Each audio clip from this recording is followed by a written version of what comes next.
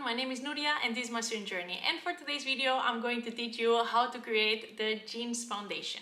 So let's go. First things first, let's look into what measurements you need to create this pattern.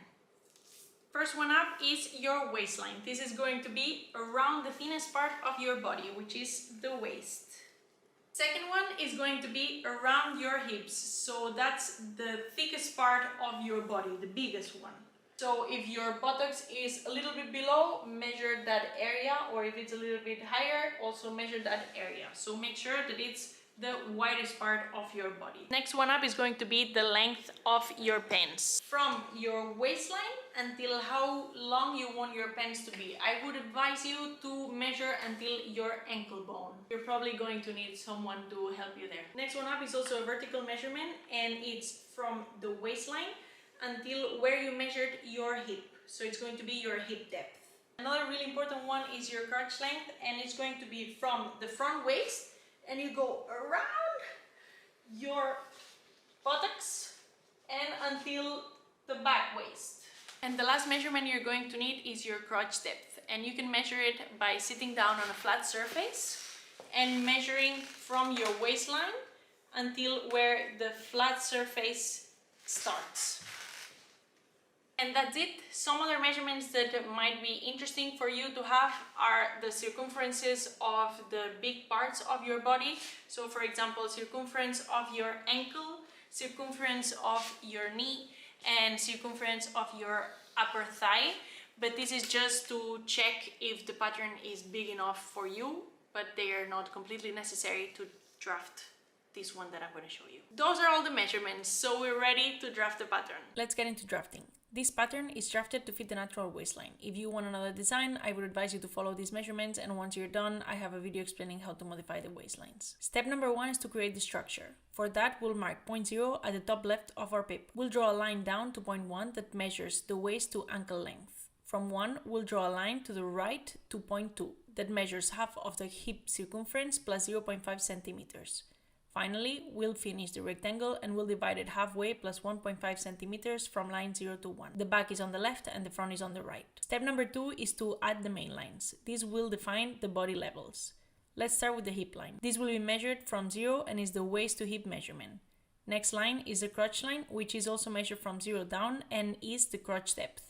The last line is the knee line and is measured from the line 1 to 2 and is half the measurement between the crotch and the ankle plus 2.5 centimeters.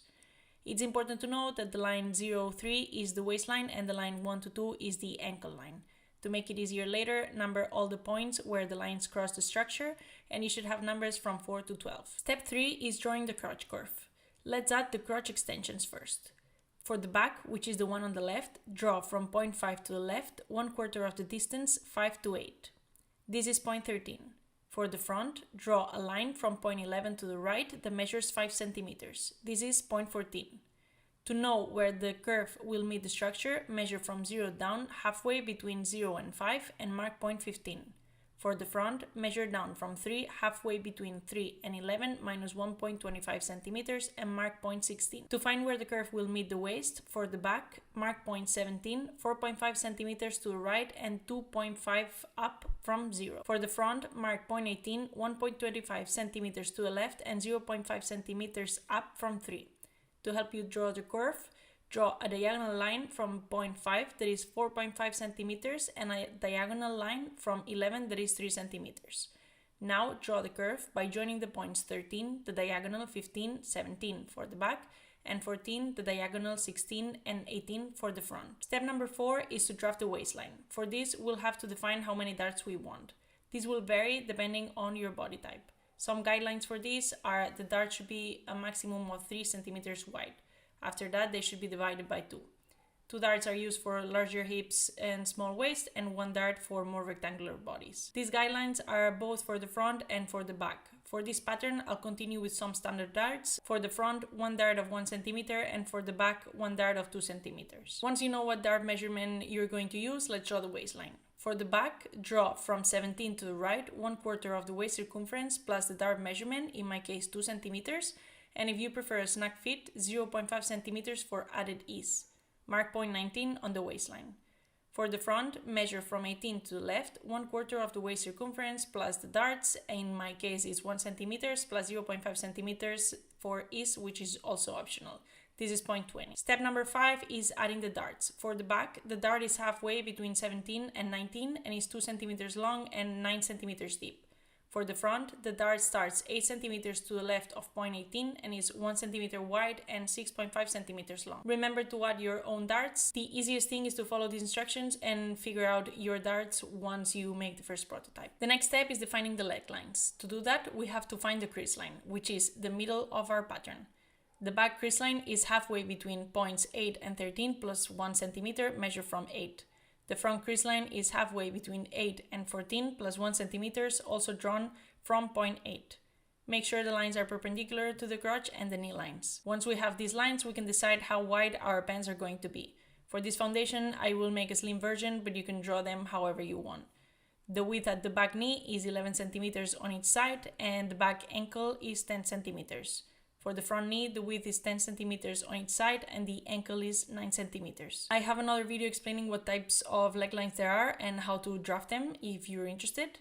But for now, we have all the points to draw the jeans and we can connect them. The main feature of the jeans is that they follow the silhouette of your body, so remember to add a little curve on the hip, so points 19 and 20 to 7, and another curve below the crotch line, so the line will not cross point 8 but will be about 1 cm inwards from it. You will be able to adjust this when you make your own prototype. Once you're done drafting, there are a couple of checks you can do, like measuring the crotch curves, which are points 13, 15, 17, plus 18, 16, 14, and making sure this measurement is the same or bigger than the crotch length we measured at the beginning. Another check is to make sure the pants are wide enough to fit your upper thigh. Measure points 13 to 8 plus 8 to 14 and compare it to your upper thigh circumference. You can do the same for the knees and for the ankles. One last check is to measure the sides of both front and back to make sure they are the same. If you want more step-by-step instructions, I also have this tutorial on my website, so you can follow it at your own pace. And just like that, you have your jeans foundation. So now you can modify it and make whatever design you want. I have a lot of other videos explaining how to make those modifications, so go check them out. And if you make them, please let me know. I'm on Instagram, my handle is _Nuriamo. And that's it. I'll see you in the next one. Bye!